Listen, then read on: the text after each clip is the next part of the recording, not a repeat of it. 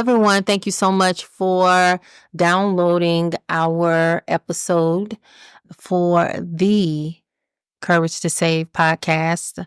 This is Candice. I am so excited that you're taking the time to listen and share these meaningful conversations that not only support life-saving skills, but also life-living skills.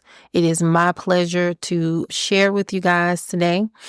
This episode is brought to you by Courage to Save CPR training, where we believe it takes courage to save a life, including your own. Today's our podcast topic is life-saving lessons, why CPR training belongs in high schools.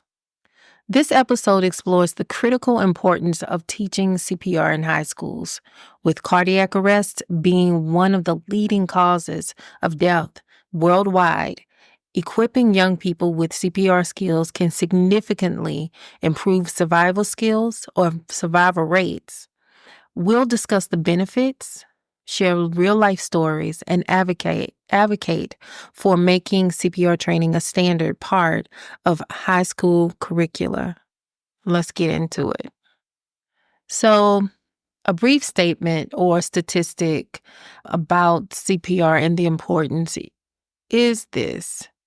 Over 350,000 out of hospital cardiac arrests happen annually in the United States. Let me say that again. Over 350,000 out-of-state hospital cardiac arrests happen annually in the United States. An immediate CPR can double or triple the chances of survival. So, why should high school students be the ideal group to target CPR training?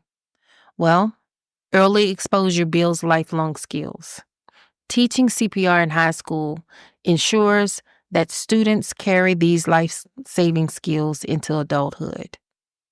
With high school graduates entering diverse careers and communities, they become potential lifesavers in public, workplace, and home settings.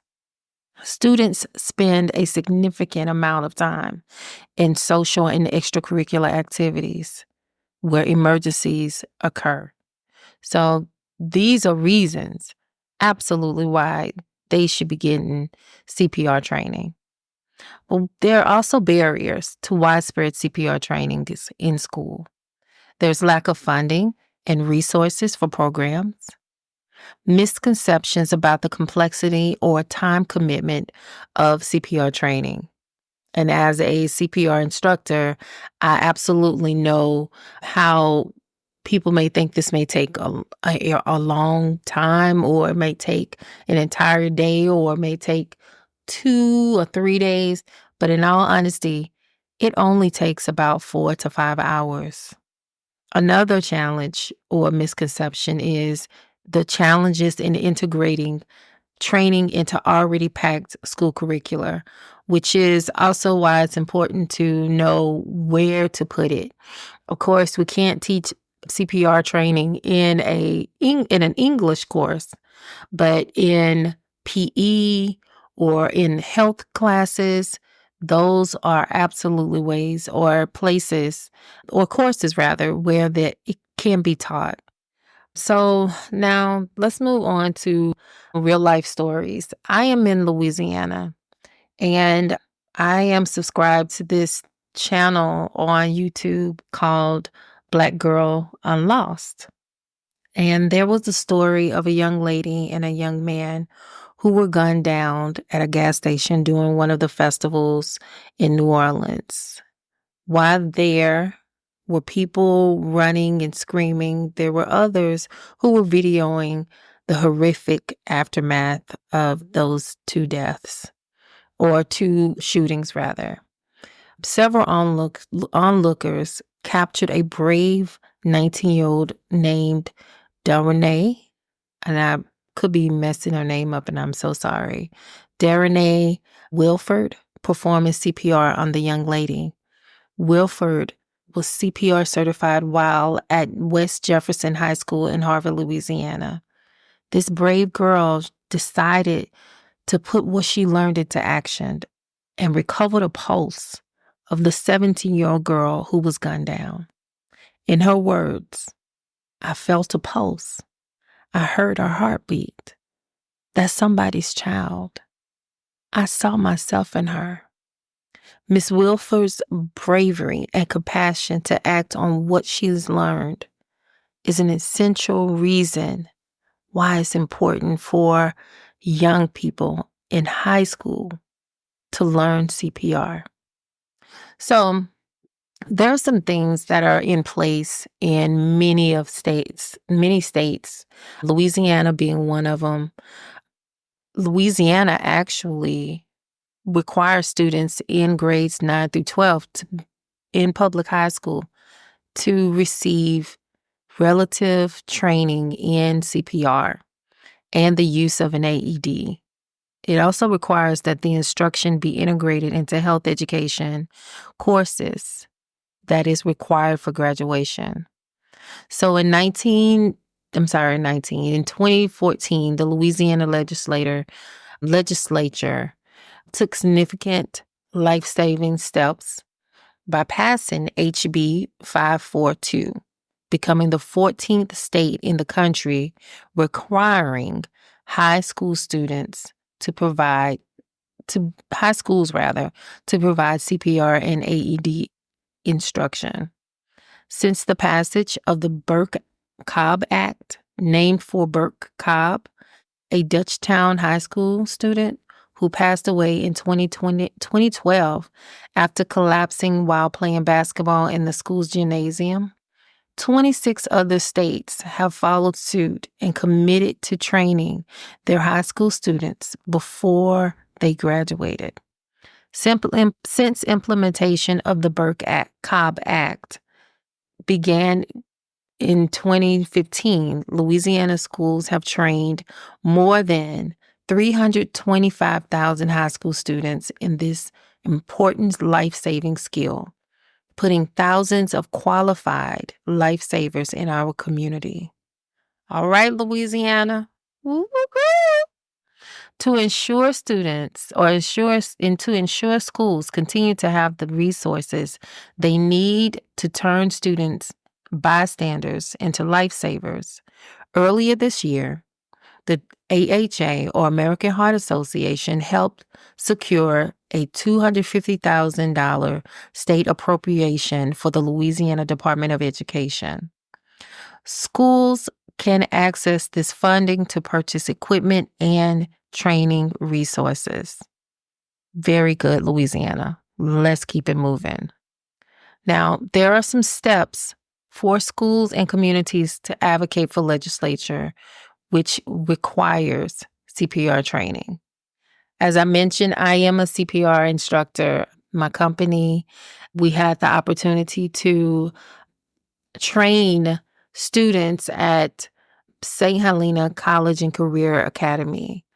And it was, I'd say, about 12 students. And it was an amazing experience to watch these students build confidence, to talk about the challenges that have happened and does happen as it relates to emergencies, whether it be the distance between the paramedics have to come to their home, or not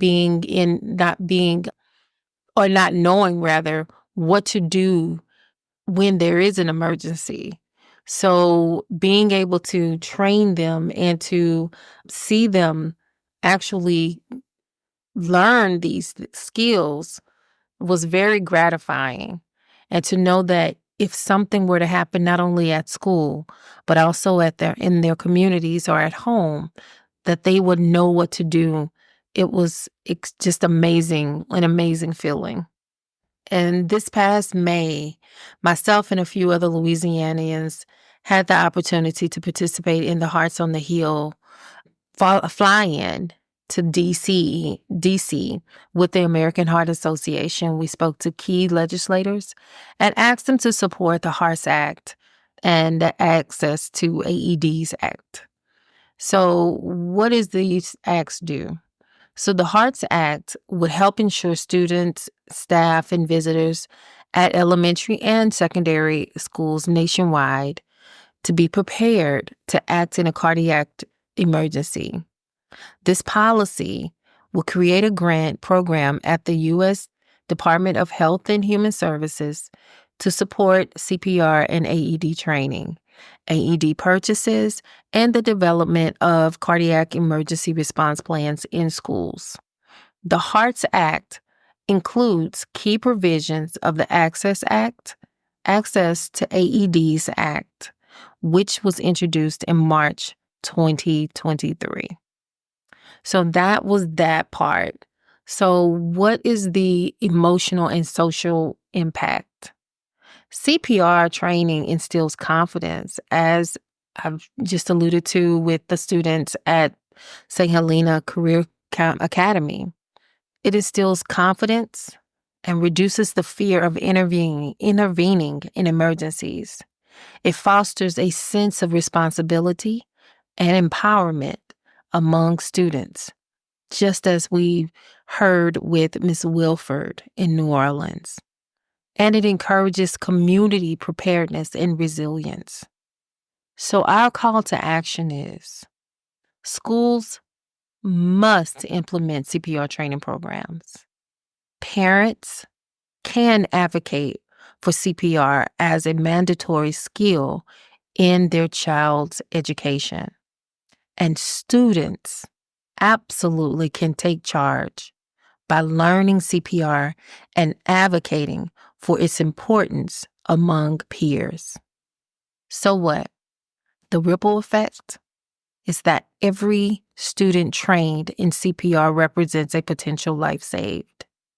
A simple skill can turn ordinary individuals into heroes. And believe me, as a high school teacher and a CPR trainer, teenagers are fully capable of saving each other's lives. And guess what? Their lives matter. Thank you so much for joining us on this podcast about CPR in high school students and them learning CPR. If are you someone you know, or even a school or organization that helps teenagers or youth, please contact us at 985-247-8560 or go to our website, courage to save CPR.com. If you're interested in providing CPR training, social emotional learning sessions or workshops for the youths in your life or in your organization, we would love to come and provide those services for you guys. This is very important, not only to help them to realize that the resilience that's within them, but also the power that is within them. Again, thank you so much. Remember, it takes courage to save a life, including your own.